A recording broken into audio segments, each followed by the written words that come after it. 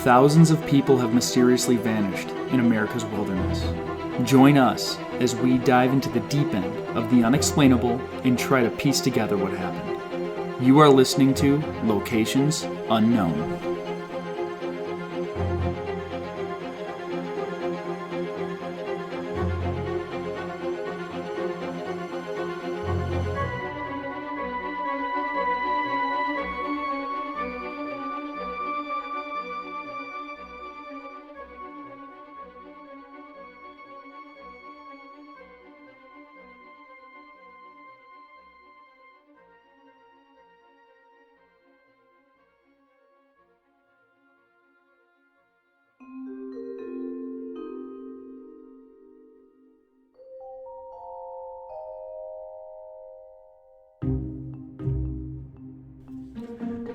How's it going, everybody, and welcome back to Locations Unknown. I'm your co-host, Joe Irado, and with me, as always, is Mike Van de Bogart.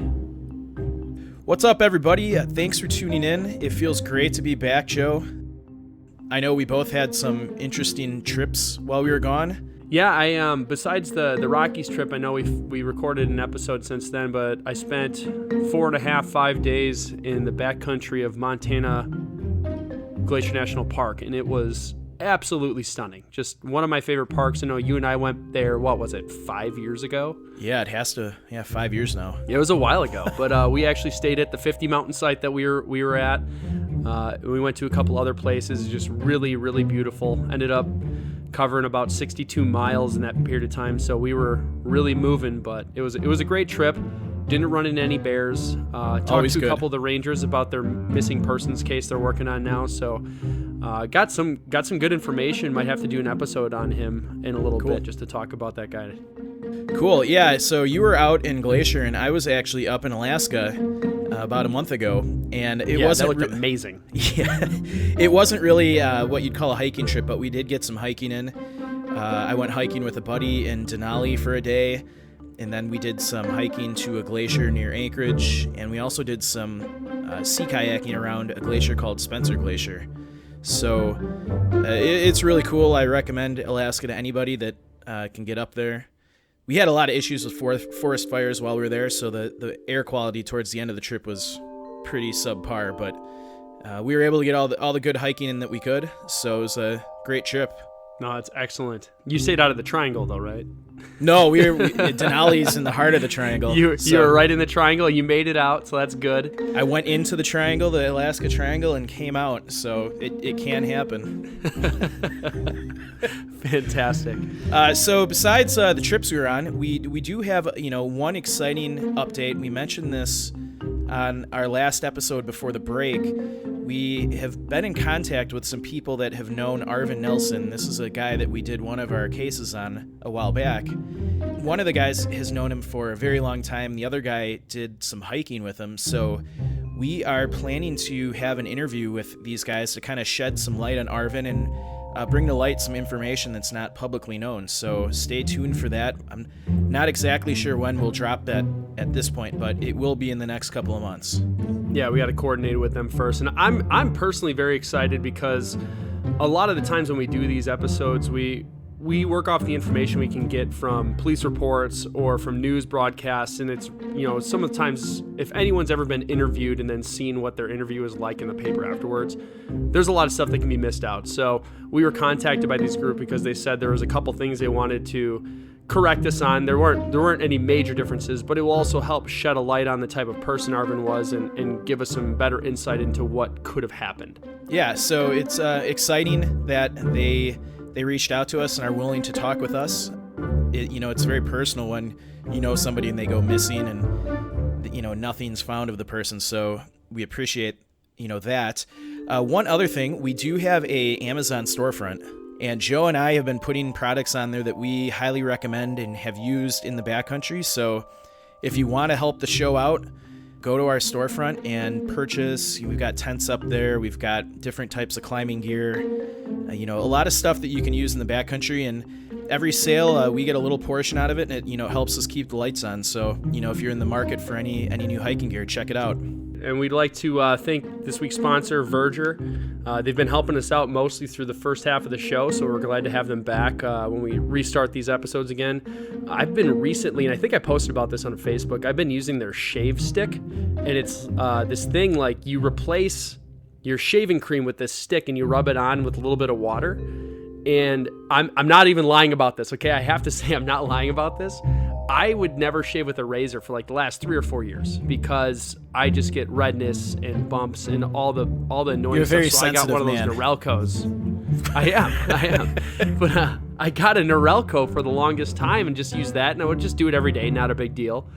So I started using this, and I was told by the guy, one of the guys who owns it, he's like, just give this a shot, use a razor again, and you won't believe how well it works. I said, all right, fine, I'll give it its day in court. I've been using it for over 2 weeks now. I've had no redness, no breakouts, no nothing. It's actually, I can't believe how well it works. So I know they're paying to have messages on here, but I have to honestly tell you, I haven't been able to shave with a razor until I started using this CBD shave balm. So check out their website. They're releasing some soaps, conditioners. They have lotions. They got the shave balm, the pain balm, all this stuff. I use almost all of it. It works great. So yeah, give it a shot. And I think we threw up a code on there. If you do promo code locations unknown, you'll get an extra 10% off your order online. And they said they've been having some issue with the payment processors, as many hemp and CBD dealers have been across the country. So if there's any issues with checkout, you can email those guys directly and they'll take care of you. So again, thank you, Verger, for helping out the show. All right, everybody, let's gear up and get out to explore locations unknown.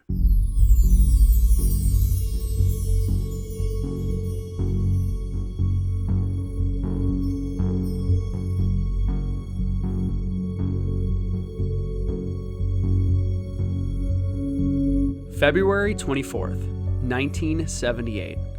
A group of friends from Yuba City, California, set out on a trip to watch a basketball game.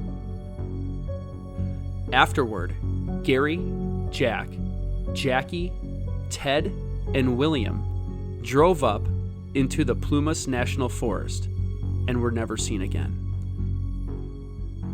On this week's episode, we will investigate the details surrounding the disappearance, the subsequent finding of the bodies, and more importantly, the timeline surrounding the recovery. You are listening to Locations Unknown.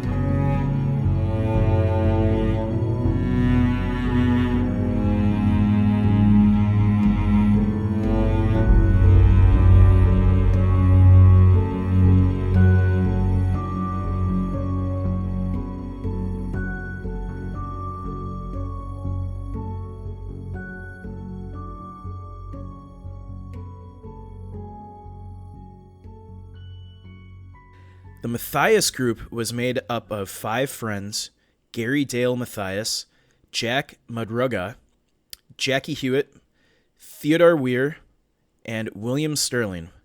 The group ranged between 24 and 32 years of age. They all had developmental disabilities to some extent and were all enrolled in a day program for the mentally handicapped. None were profound enough that they were unable to function in society. Gary had schizophrenia and was on medication to control his symptoms. Jackie had a low IQ but hadn't been diagnosed as mentally disabled. Both Gary and Jack had actually served in the U.S. Army and had driver's license. Ted Weir was employed for a while as a janitor and a snack bar clerk, but quit at the urging of his family, who thought his slowness was causing problems. Jackie Hewitt had a slight droop to the head. He was sometimes slow to respond. William, Jack's good friend, was deeply religious and would spend hours at the library reading literature. He focused on teaching religion to the patients in the mental hospitals. Jackie and Ted were very close. Ted was described as looking after Jackie in a protective sort of way and would dial the phone for him when Hyatt had to make a call. Gary was an assistant in his stepfather's gardening business. He was discharged from the Army after drug problems that developed in Germany 5 years prior. Gary took several drugs to treat his schizophrenia. There are also police records that show Gary had become violent on occasions and was charged with assault twice. After his return from Germany, he failed to take his drugs and lapsed back into a disorientated psychosis that landed him in the VA hospital. So we have, and I know that was a lot of information to dump on here, and I know, Mike, you and I talked about this before the show, that it might be hard to keep up with some of these names. It was hard when we were doing the research to really get through it all. The idea is we wanted to give a background on each person to show that although there were some developmental disabilities, they were high functioning enough that they could drive a car, go out unsupervised, they would go to the library, study.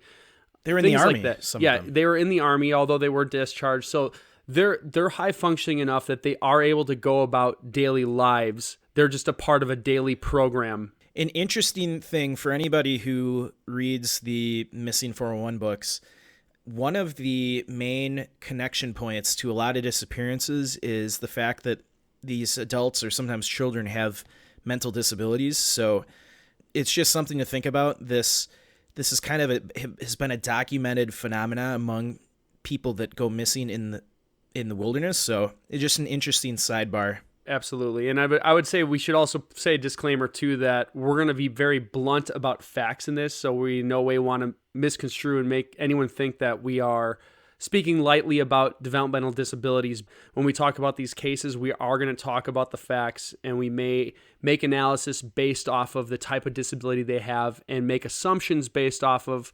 potentially what could have happened to them as a result of their disability and how that might have hindered or helped the situation. Great point, Joe. So this group went missing in a national forest called Plumas National Forest. It's located in, I would say, northeastern California. It's near the, what they call the terminus of the Sierra Nevada.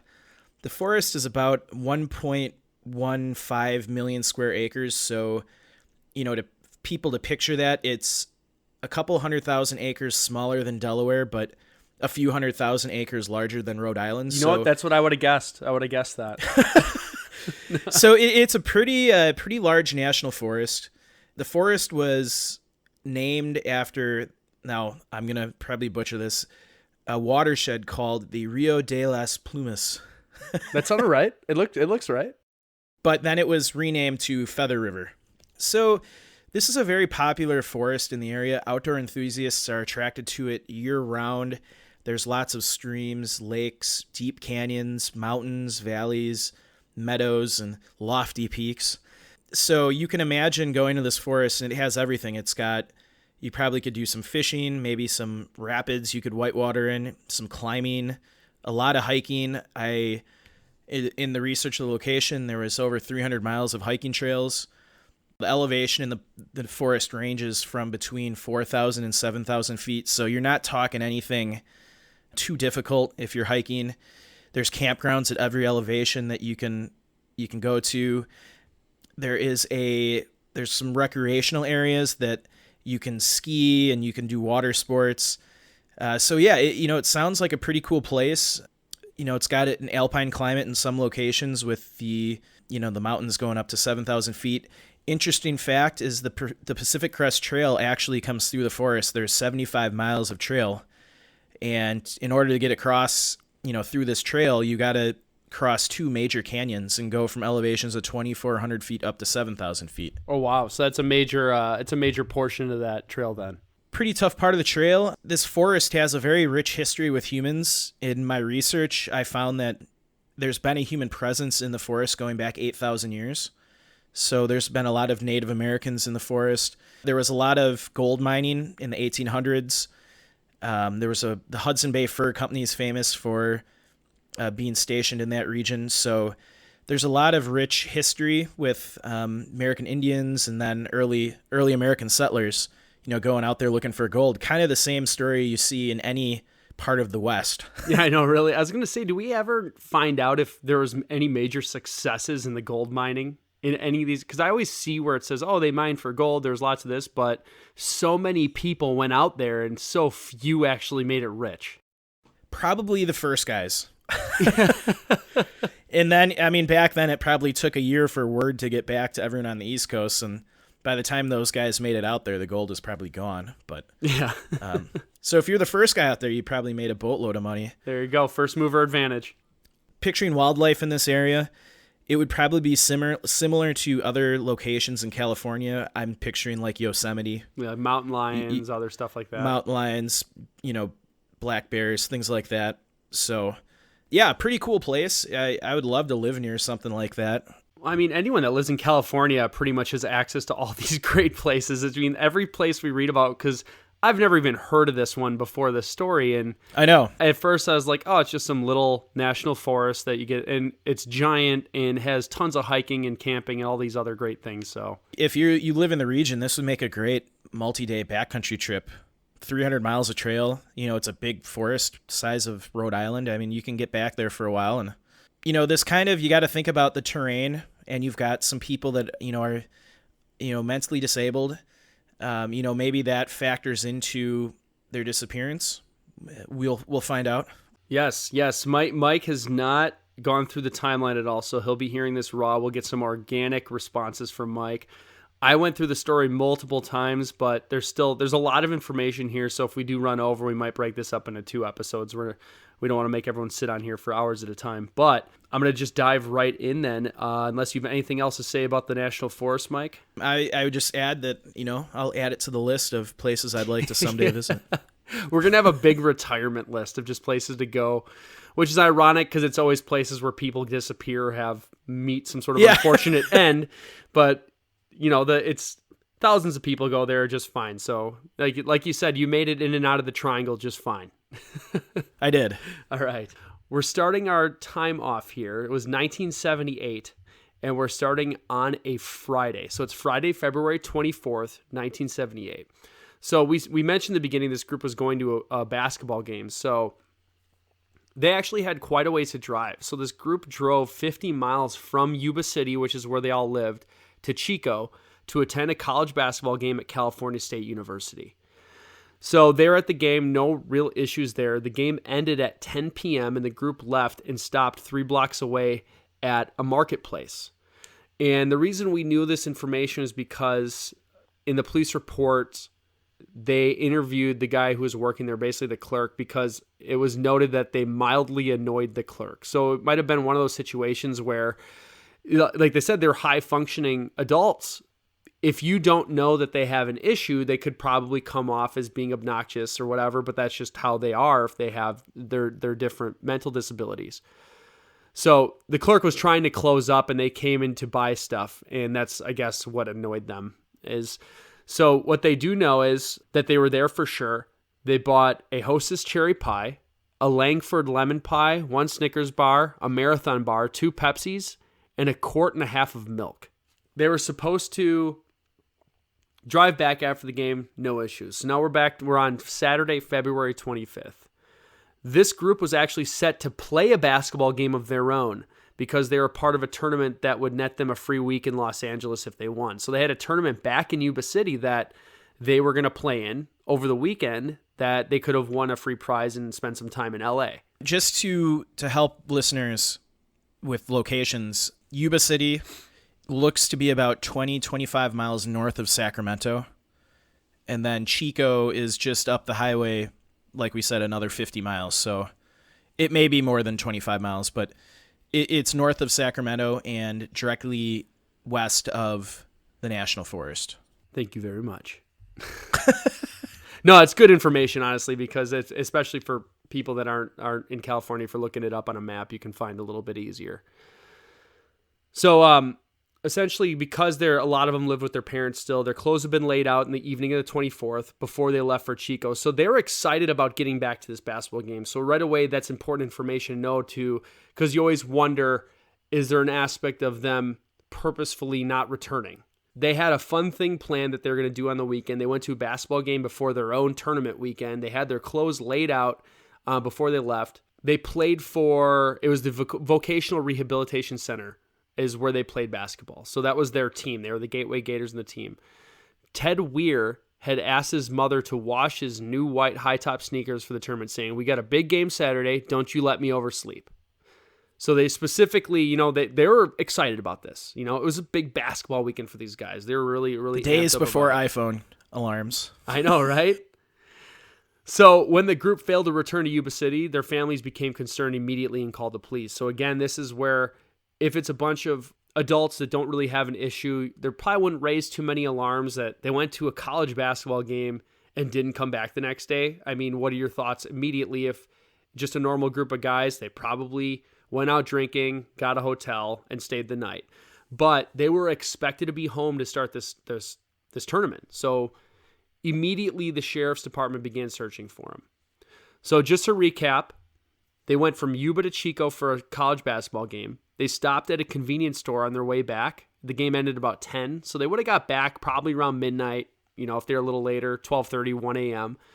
And they had a very important basketball tournament they were playing in over the weekend that they're supposed to be a part of. Sheriff's Department starts searching, so we're going to now fast forward. There weren't any more updates till Tuesday, February 28th. This is when a forest ranger found Jack Madruga's car abandoned. So this is a forest ranger in the National Forest. The vehicle was a turquoise and white 1969 Mercury Montego. It was on an unpaved road near Oroville in the Rogers Cow Camp area past Elk Retreat at an elevation of 4,500 feet. So this is in the National Forest, and it was located around a 2.5-hour drive from Chico, in the opposite direction of the route they're supposed to drive home, and way up in the mountains in the Plumas National Forest. Mike, I know you looked at a map. I think Chico was north, correct? North of Yuba? Yeah, Chico's north, a little bit north. I would say north and slightly west. Okay, so I mean, Yuba City. They had it's in the freeway. There is a straight south drive. Yeah, that they would have went. So they went even farther north, twice the distance, essentially, in the wrong direction, up in the mountains, and then their car was abandoned. It's pretty incredible. Like they drove twice the distance in the wrong direction. So the Plumas National Forest, again, is a 1.5 million acre national forest. We talked about that. It's unique. The location is unique because if you look at Yuba on the map, it is south of Chico, both on the same highway. So again, it's extremely easy to get back and forth. It's basically you get on the highway and go all the way, and you get off in the city. So getting back on that highway to head south, it would make more sense if they got lost somewhere on the way south, because the highway doesn't continue the way they went. During the investigation, the police did not find anything that would make someone think foul play occurred. So the car was unlocked. One window was down and the keys were missing. The candy wrappers from the things they bought, the milk cartons, and the basketball programs were in the car, and maps were left in the glove compartment. So they did have maps and the directions to get to and from their destination and where they wanted to go home. So there was no obvious damage to the car, which was a big deal because they said the road they were on was super bumpy and unmade. So basically it was a road that you should be driving in a four-wheel drive vehicle on, like jeeping type of thing. So they must have been driving slow or something because they would have expected there to be damage on the car. That was noted in the police report. So obviously the road was bad enough that they were surprised that this Mercury Montego made it as far as it did with no bumps or anything, essentially. They had a quarter tank of gas, and they were not stuck in the snow. Basically, what confused investigators is that the driver either used astonishingly amount of care or precision or knew the road well enough to anticipate every single rut. It's pretty incredible. And then they had gas and they weren't stuck. So they're high up enough and there was some snow on the ground.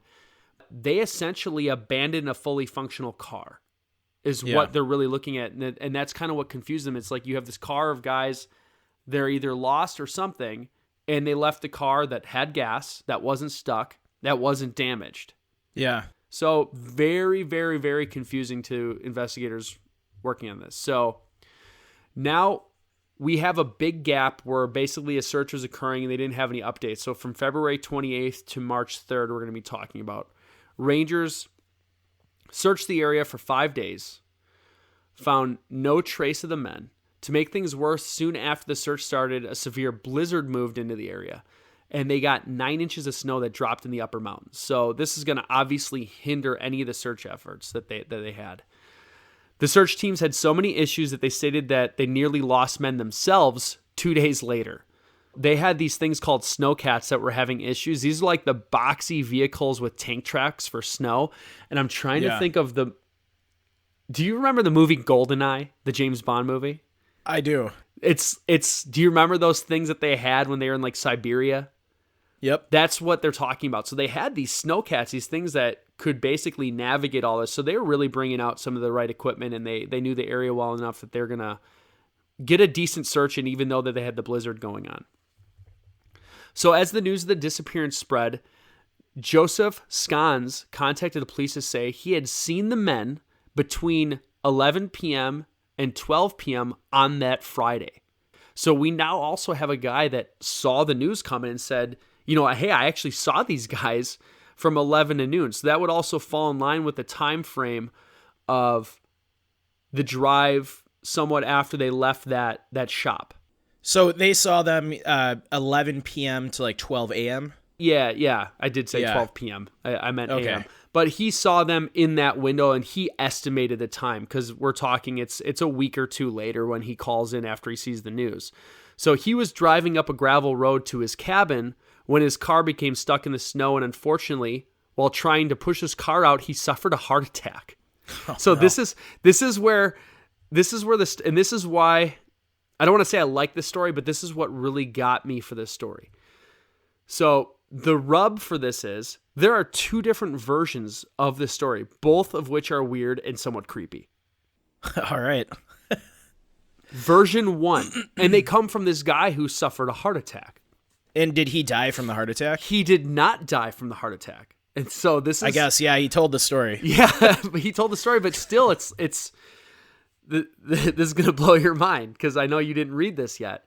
In one version, while Joe is laying in his car suffering from his apparent heart attack, he saw two sets of headlights coming up behind him. One was a car and the other was a pickup truck. He got out of his car to flag them down, obviously because he's having medical issues. The two vehicles both stopped, what he said, about 20 feet from him. The passengers got out, then left together in one car. Joe spent the rest of the night in his car before walking back down the mountain in the morning.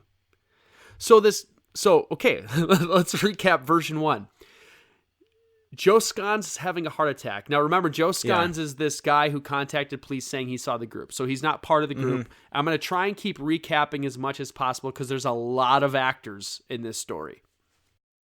Joe gets stuck on this road. Again, this is the road where this group of 5 that are developmentally disabled drove up with no issue. This guy has a cabin here and had issues driving up this road. He got stuck in the snow. He was trying to push his car out of being stuck when he suffered a heart attack. He's laying in his car, having a heart attack apparently, when he sees headlights come up, thinking he's got some sort of salvation or he's going to get help. He flags them down. Both cars stop. The people exit the cars, all enter into one car and just simply drive away, which means they left the pickup truck there apparently. Then this guy who's having a heart attack spent the night having his heart attack in his car and walked out to get help and survived. So that's version 1. The second version, which is more mysterious, while laying inside the car, Joe said he heard whistling noises and saw what he thought was a group of men and a woman with a baby walking in the light of another vehicle's headlights. Joe called for help, and the lights turned off and the whistling sound stopped. A few hours later, he saw flashlight beams outside of his car and called out for help again. But immediately the lights went out. Joe Scans stayed in his car until it ran out of gas. Then he walked the 8 miles down the mountain, passing Jack Madruga's car on the way, which he said he didn't think about much of it when he'd seen it until he heard about the disappearance. That is bizarre. So what would appear to be a corroboration of the truck version of the story, there was a woman who reported seeing the 5 men in a red pickup truck on Saturday and Sunday, about an hour's drive from the site of their abandoned car. Now, this lady, she owned a store in town where they were. She said 2 of the men came in to buy food. One of them made a phone call from a nearby phone booth, and the other 2 stayed in the truck. This was the last report we would hear about that for several months. Huh. So this is, I mean, if you can imagine being an investigator on this case, what is going on? You have to immediately start thinking about the credibility of your witnesses. You have to start then realizing that both those stories that Joe Scons told are ridiculous.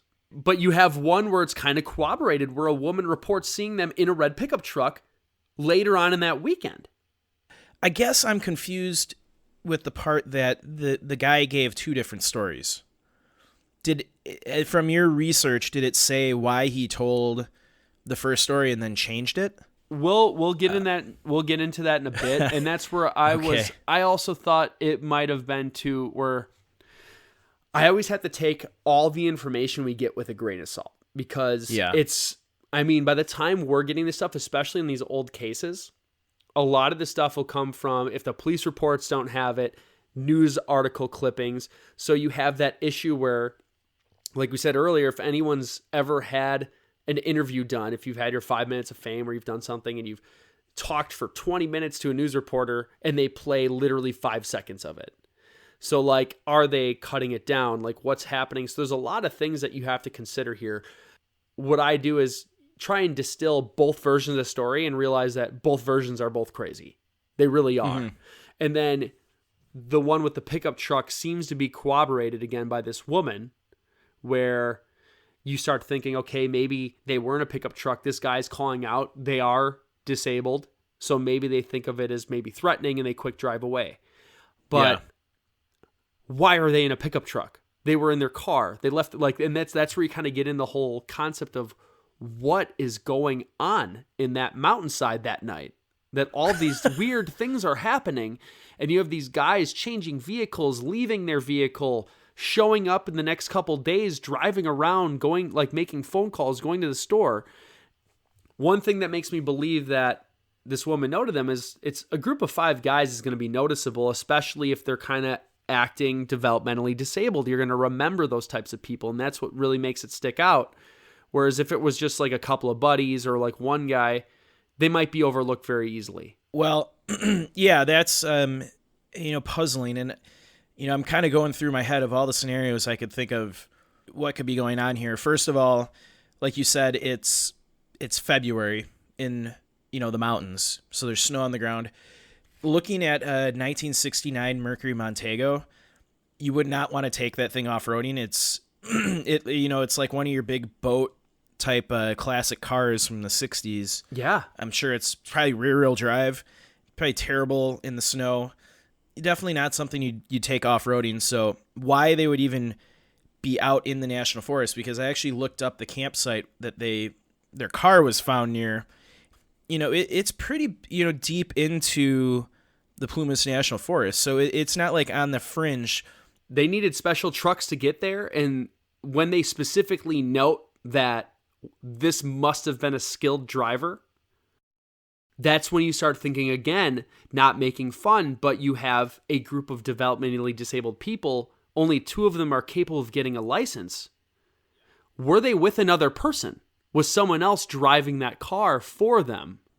And now, like you said, I don't know the whole timeline, so I could be wrong, but the first things that come to my mind are, did something happen to them in Yuba or Chico where their car was stolen, and then did it get ditched up in the National Forest? Because it's winter, it's up in the mountains. It sounds like they weren't prepared to spend even one night out in the wilderness, so they're not going to be prepared for cold weather, the elements. So I can't imagine them just, on their own driving out into the woods. I have a feeling there's got to be some foul play involved. And now when it comes to this other guy, what'd you say his name was? Jack? Joe Scons? Oh, Joseph. Joe Scon. I have to wonder, he's having a heart attack. He's obviously in distress. Could he have maybe hallucinated some of these? That's what I was wondering too, because I couldn't find like a medical report. Because I was an EMT. From what I know about heart attacks is you don't recover from them on your own typically. When your heart muscle dies, it dies. Unless you're a pregnant woman, pregnant women, this is actually a really neat phenomenon you can look up separately here. The fetus of a pregnant woman will send stem cells back and actually can repair a woman's heart if they have a heart attack. But that's pretty much the only time that you can get repaired heart muscle from a heart attack is if you're pregnant. Yeah. So if he's having a heart attack through the night, I don't know if it's actually a heart attack or maybe a panic attack or something else where he just got chest pain. You read my mind, so I'm thinking like, okay, he says he had a heart attack. We can't find any evidence through publicly available information that says he had a heart attack, but just, common sense from everything we know, I just can't imagine a guy having a heart attack, staying there all night, and then hiking down the mountain. Yeah, the amount of stress that puts on your heart, like he wouldn't have survived.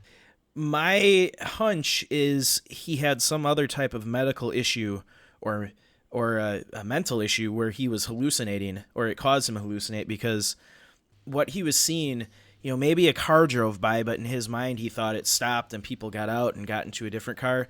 I guess, the car that was abandoned when there were two cars, were they able to find that abandoned car the next morning ahead of his truck?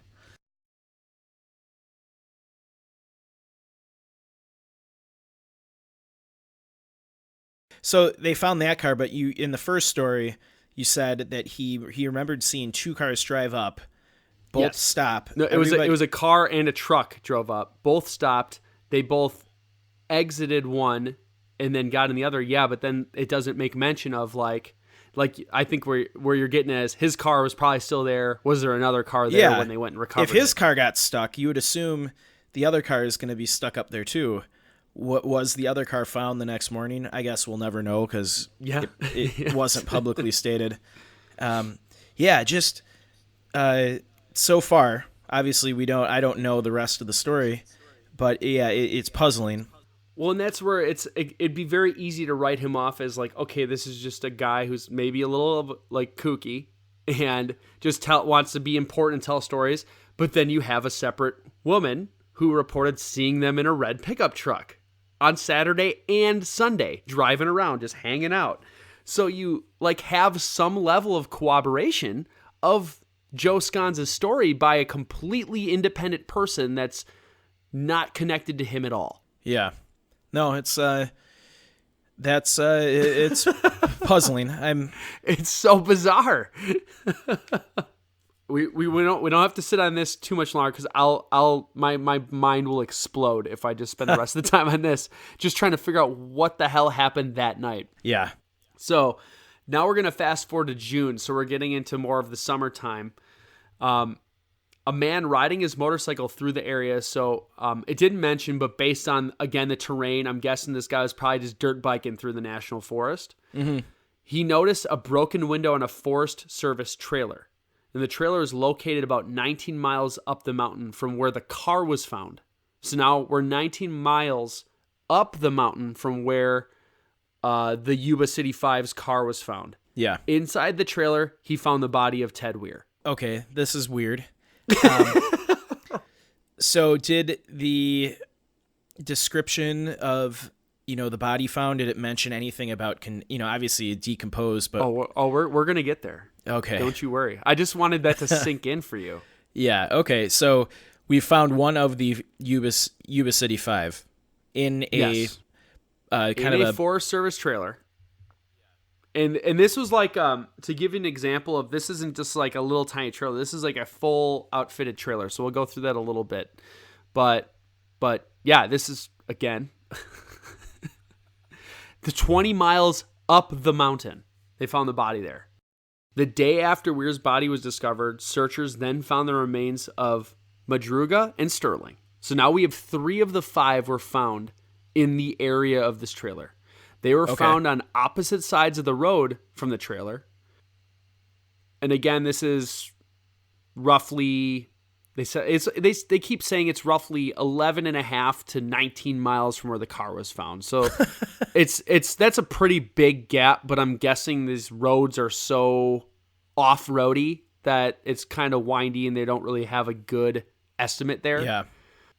Madruga had been partially eaten by animals and was dragged about 10 feet to a stream. He was laid face up. His right hand was curled around his watch. Sterling was in a wooded area, scattered over about 50 feet. There was nothing left of him but bones. So this gives an idea of kind of that timeline. And we always talk about in the episodes, like, oh, what if an animal had gotten to... So this is an idea of how you can tell if an animal got... They don't really move the body away from where it originally was, and it's kind of messy. Yeah. So whenever we have these stories where people are just disappeared entirely, that's why we always kind of get to the point where it's not an animal. So that's just an example. 2 days after that, just off of the same road, but much closer to the trailer, Jackie Hewitt's father found his son's backbone along with a pair of Levi's and rip-soled shoes. Huh. So an assistant sheriff from Plumas County found the skull the next day, about 100 yards downhill from the rest of the bones, which the family dentist used to identify the remains. So that's how they knew that is Jackie Hewitt. So now we found 4 of the 5. Correct. Hewitt's remains were located northeast of the trailer, just like Sterling's and Madruga's. So now we have 4 accounted for. 1 in the trailer, 3 more were northeast of the trailer, several hundred feet away. Northwest of the trailer, about a quarter mile away, searchers found 3 wool Forest Service blankets and a 2-cell flashlight lying on the side of the road. The flashlight was slightly rusted and had been turned off. So it was impossible to tell how long it had been there, but it had been there long enough that it was exposed to the elements and rusted a bit. Yeah. They still haven't found any signs of Gary Mathias. So to recap, we found 1 guy was in the trailer. Yep. And then there were 2 guys found on the other side of the road. Yeah, one was kind of dragged to the river by animals. The other guy was nothing but bones left. And then the 4th guy, I'm having struggling trying to remember. They haven't found they found the backbone and the Levi's, and the skull. Yeah, and they found the skull a little bit farther away that they had to use the dental records to identify him. Okay. Huh. Wow. So those 3 were northeast. Northwest up the road they found blankets and a flashlight.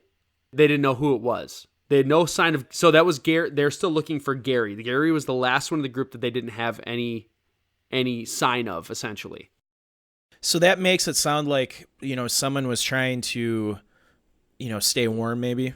Yeah, or go for help or something. Yeah, Yeah, they had interesting. blankets and a flashlight, but then where's the body? So here's what's crazy, though.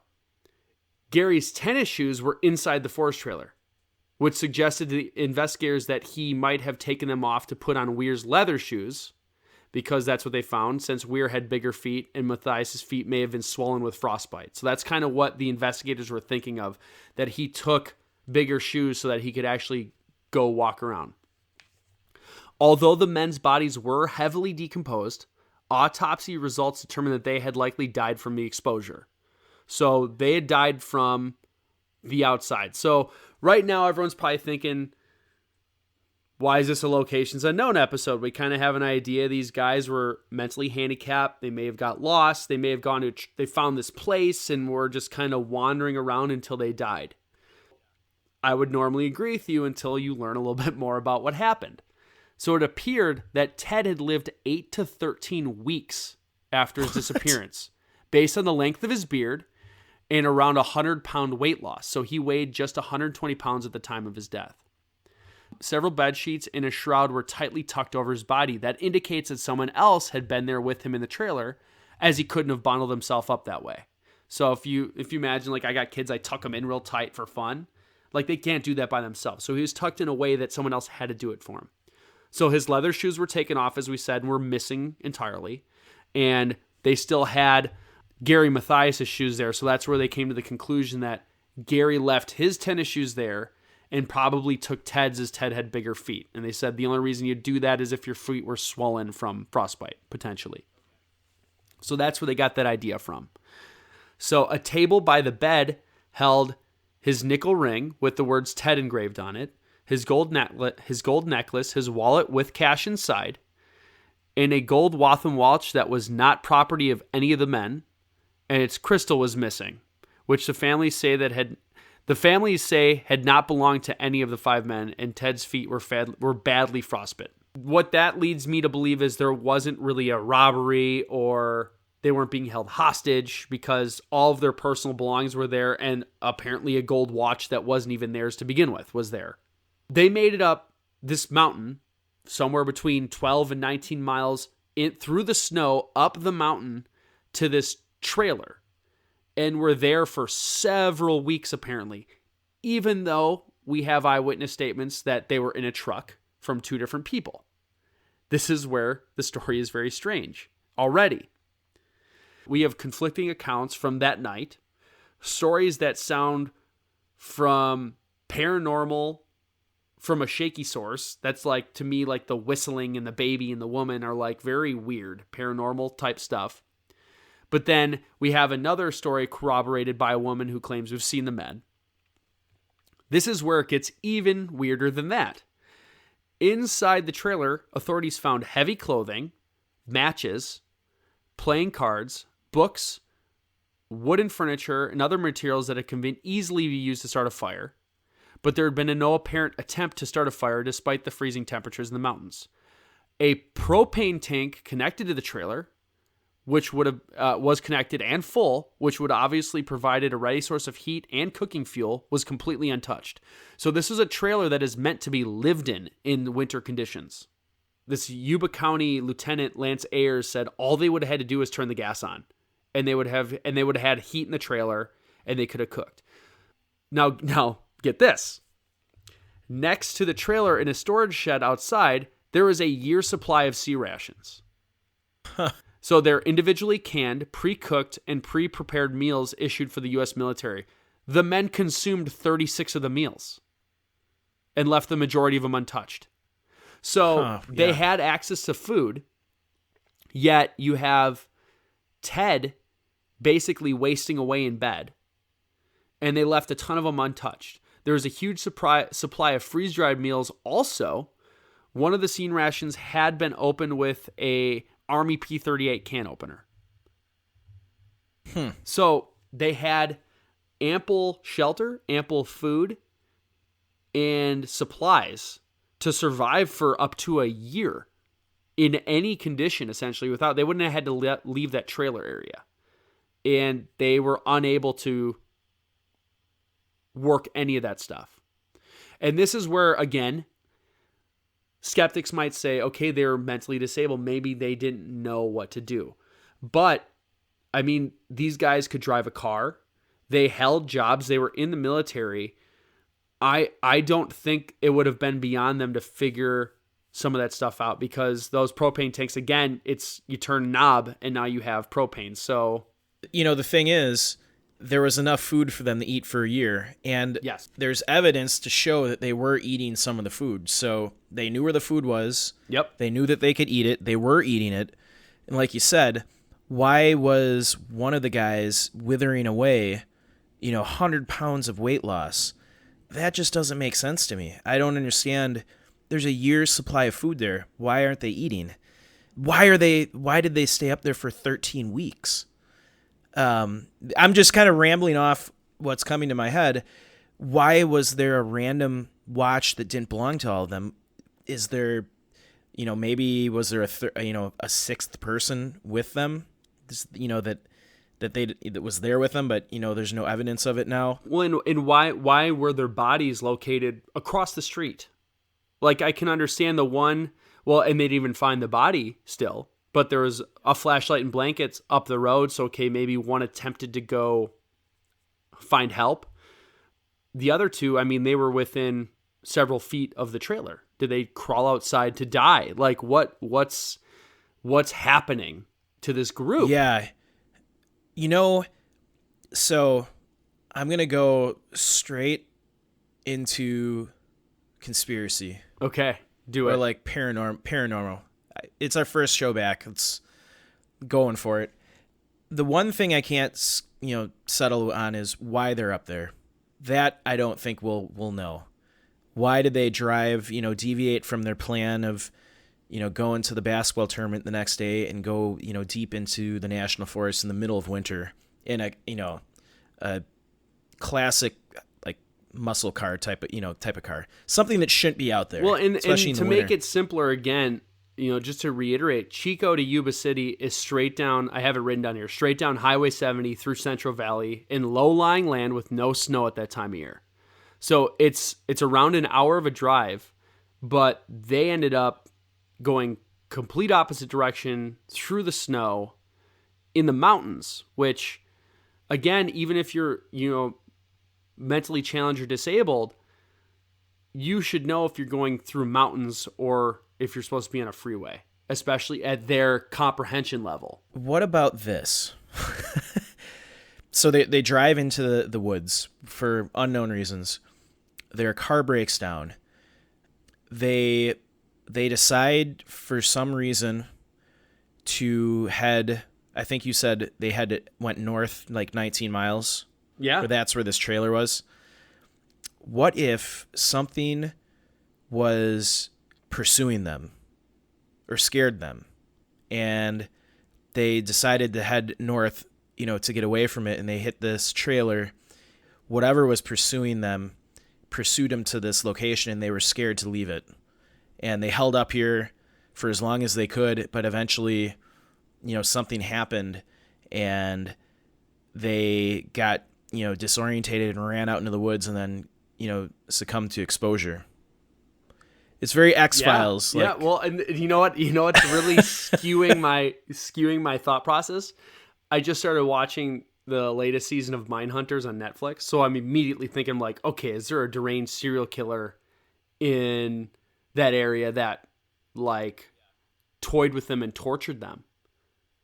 Like locked them up there and like starved them, or like, I don't know. Like, so yeah, you have these guys like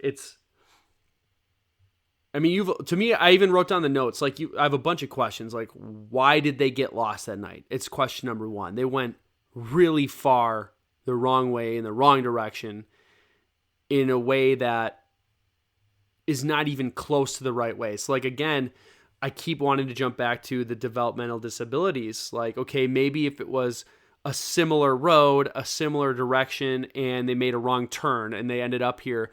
No, it couldn't have been any different from the ride home.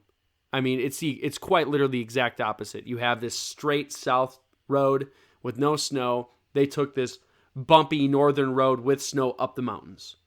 So it's like you've mountains and valley, snow and no snow, south and north. It couldn't have been more opposite of the way they should have went. And they had maps. They had all the information they needed to get back.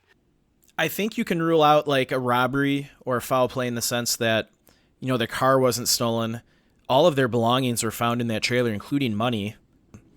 So, someone didn't go in there and murder them and then leave all their valuable possessions behind. That doesn't make sense. So then that brings the question of what happened around the car. So the group's car was left open with gas in the tank, and it was in working order, they said. So they left the car, and the keys were gone, so they took the keys with them. Yeah. So this could explain the story told by Joe Scons, where he said he saw flashlights around the car, like if they abandoned it and were walking. But it didn't say if they had flashlights to begin with. Could they have been, could they have lost the keys? Like maybe they got out to look around, lost the keys, and they were looking in the snow, and they were freaked out by this Joe Scons guy because they were in an isolated area. Maybe, their car got stuck or something, and they started walking up the road, and maybe another truck or something came by, and maybe the weather was really bad that night, and maybe they're like, there's a Forest Service trailer up here about 20 miles. How about we'll take you there for the night, and then, you can get out in the morning when the storm dies down. Maybe it was something as simple as that. So then that leads me to this woman that saw them Saturday and Sunday in a truck. So they were in a town, and one of them apparently made a phone call. Yet, obviously, it was either she's lying, it was a different group of people because no family member reported taking that phone call on Saturday or Sunday. So if let's say for the first case, yes, it was them for sure. Who did he call, and how come they didn't come forward? And if it wasn't them, how odd would it be in that small town area to have 5 men matching their description in a red truck which corroborates that Joe Scon story. And where did they go? I know. My guess is the woman misidentified a group of guys. I think. Okay, I'll buy that. I'm guessing she misidentified him. I don't think they ever came back out of the forest once they drove in there. Okay, so you think they abandoned the car? Do you believe that Joe Scon, any part of Joe Scon's story is true? I'd say that, even meaning that he claims he saw them. Joe Scons, I think, had some type of medical emergency. I don't think it was a heart attack, based on the fact that he was able to hike out of the woods the next morning. I think he must have. This is just my hunch. He had some type of medical emergency that caused him to maybe hallucinate, or something happened where he wasn't seeing things correctly. He may have seen. Maybe he saw a truck with the Yuba 5 going by, but maybe he was tired. He's having some type of medical issue. Maybe he hallucinated hearing this whistling sound and seeing the woman with a baby out in the forest. So that doesn't make sense. I think this is my two theories of how they got to the trailer. I'll say right now, I have no theory on why they're up in the woods in the first place. That's puzzling. I have no idea. And that's like the one thing we can obviously tell is true, because their bodies were there and their car was there. So they're in the woods for whatever reason. We will never know why they went into the woods, but so they're in the woods. So we know where their car was.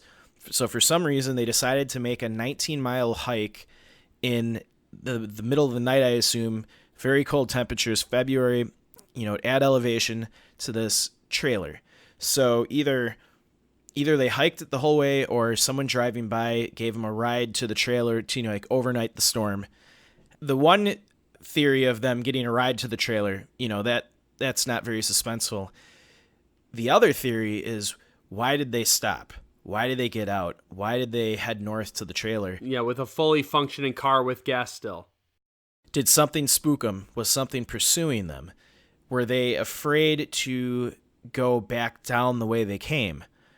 My first, if I would try to go back the way I came. If I'm not familiar with the area, I don't know that trailer's up there.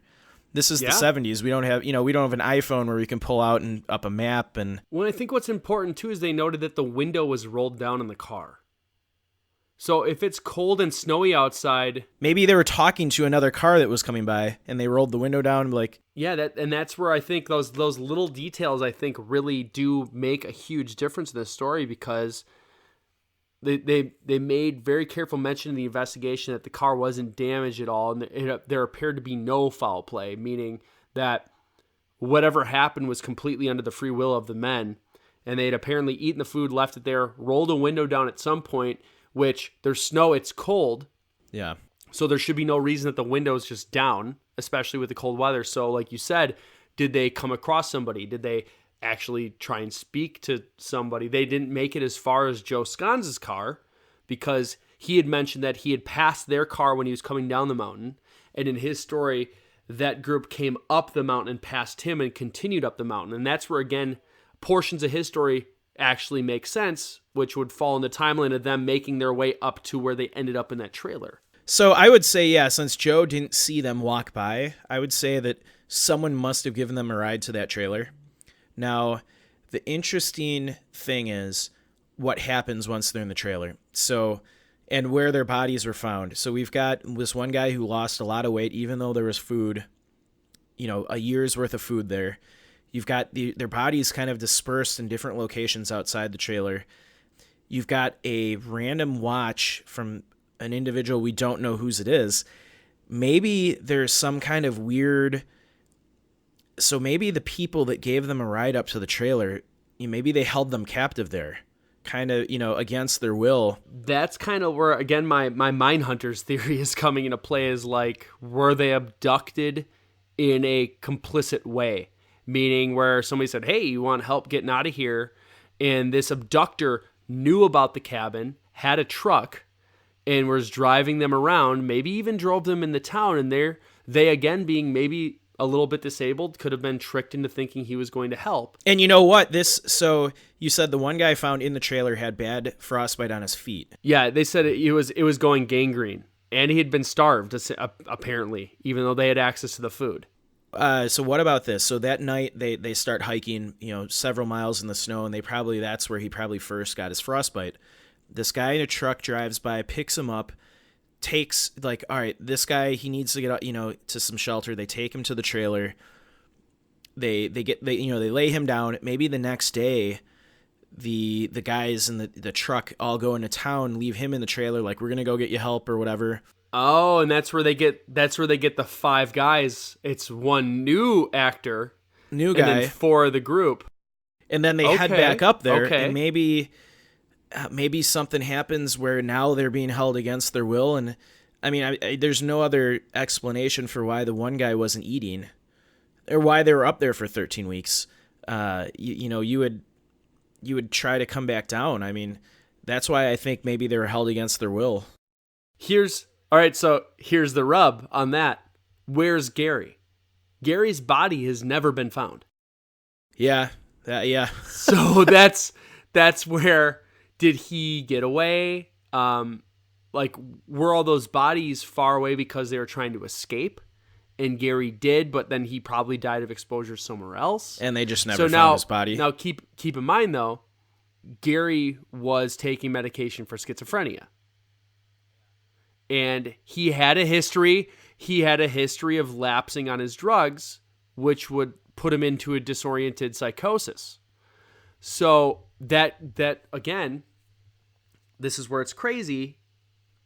Could he have been responsible for some of this? Maybe he was off his meds.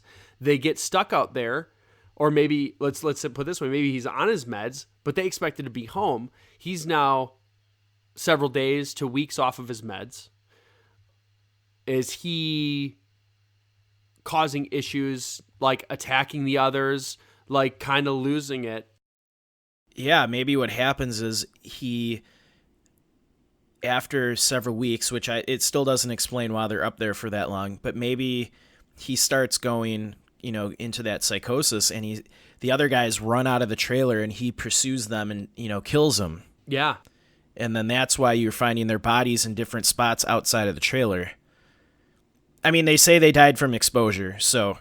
Well, and that's where again, there wasn't really clear police reports or coroner's report to say, I'm sure if they found a skull with blunt force trauma, maybe. But if they've been out there long enough decomposing and animals had gotten at it, is it possible that it could have covered up some sort of traumatic blunt force that would have rendered them incapacitated, to where maybe, again, this is all theory, speculation from me. Speculation, that's not a word. Speculation, but let's say he goes in this deep psychosis. The men were eating, but this guy has a complete mental psychosis breakdown, starts attacking them in some way.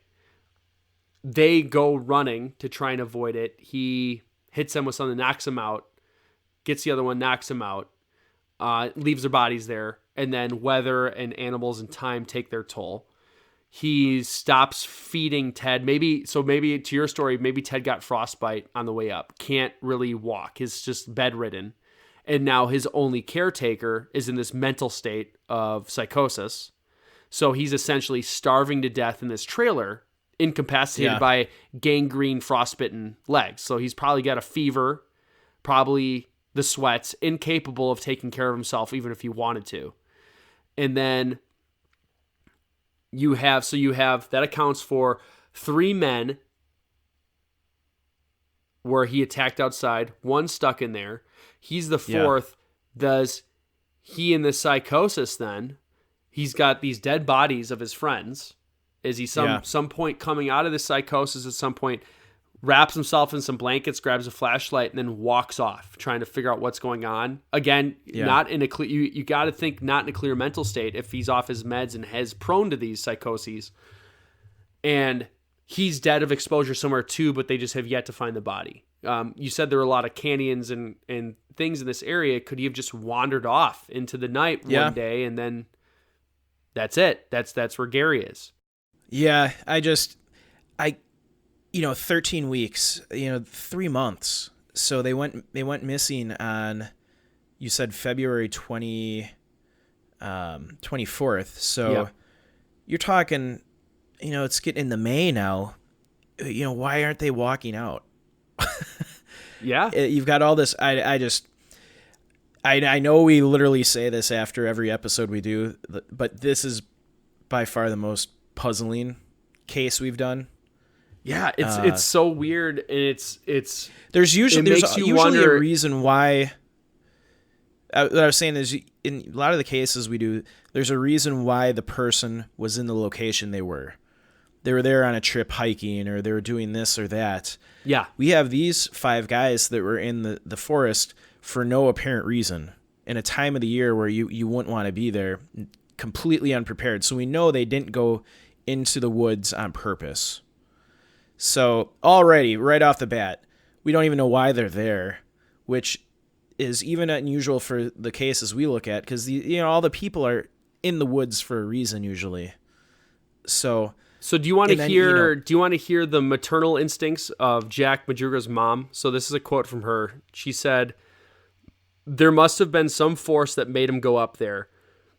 They wouldn't have fled off in the wood like a bunch of quail. We know good and well that somebody made them do it.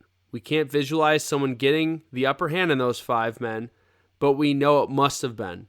They seen something at that game, at that parking lot," says Ted Weir's sister-in-law. "They might have seen it and didn't realize they've even seen it."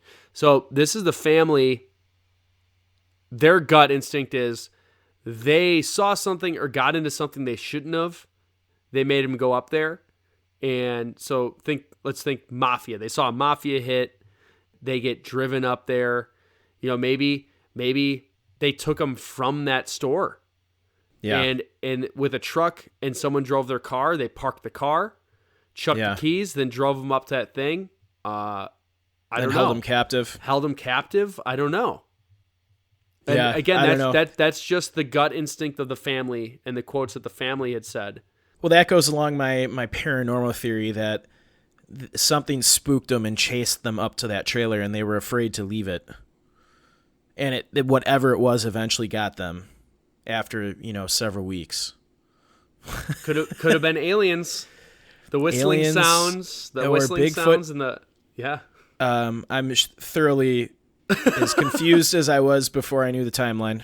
I know it's that's where, at least in a lot of these cases, I think we always say the case could either be died of exposure, died from animal attack, or some other like simplistic explanation. They're abductive. Yeah, there's so many different facts and reports from this case, and then contradicting but corroborating statements, that I feel like this is really open-ended. I don't feel confident in any answer here. It's very similar to our last case where the guy disappeared in like a 600-foot area on a mountain. Yeah. Like my end up result was he wanted to get lost and the whole story was fake. This one, it's like, I'm thinking of Mindhunter. There's a serial killer in that wood somewhere, and he held these people captive and tortured them. Yep. And preyed on them from Chico. Yeah. And got them from there somehow. He coaxed them up in the mountains somehow, or a group of people did. And Joe Scons is just kind of a crazy dude who lives up in the mountains and wanted to be a part of the action, so he made up these 2 separate stories. Again, you have this guy who has two different completely, and they're not even, the only thing close about it is that he saw them and they walked up and lights turned off. Yeah. But other than that, it's very different versions. And you said he came forward with this information after it was known these guys were missing. Yeah. So it's another one of those cases of, you know that these people are missing. So either, like you said, you're trying to involve yourself in the case, or you may have seen other people and you just kind of naturally assume it's the people that are missing because you just heard about it. Or is this Joe Scons the guy who did it and they just weren't good at investigating that stuff back then? Is it he involved himself in the case because he's the one that did it and he got away with it? Yeah, I don't know. I don't think we're ever going to know the answer to this one. But Yeah, wow. What an unsatisfying show. I mean, way really to think start about off the new season of episodes with one that we really can't solve. I'm any just saying aspect about of this. it. Our like the locations and note in general. How unsatisfying are all these episodes where we just never really know what happened? I mean, they all end the same way. Honestly, like though. But I love researching every single one of them. I do. A lot of the other cases, though, have, probably three or four plausible theories that I could see happening. This one, I don't have any clue. What? I guess the closest theory we got is they were held against their will for 3 months and then killed. And then one guy's gone. And one guy's gone. Yeah, and one guy never was found. So, Yep. Yeah, well, great first episode. I know, right? I'd say with that, thank you for tuning in. Sorry for making your day awful. No. Make sure to, give us a like or, a review on iTunes and Stitcher or wherever you listen to podcasts. If you want to help the show out, we've got a store on Facebook. You can buy some hats and, bumper stickers there. Email us, locationsunknown@gmail.com, with any comments, criticisms. If you know any of the people involved in the cases we're talking about, we'd love to hear from you. With that, thank you for tuning in, and it's good to be back, Joe. It's great to be back, and always remember when you're out in the woods, leave no trace.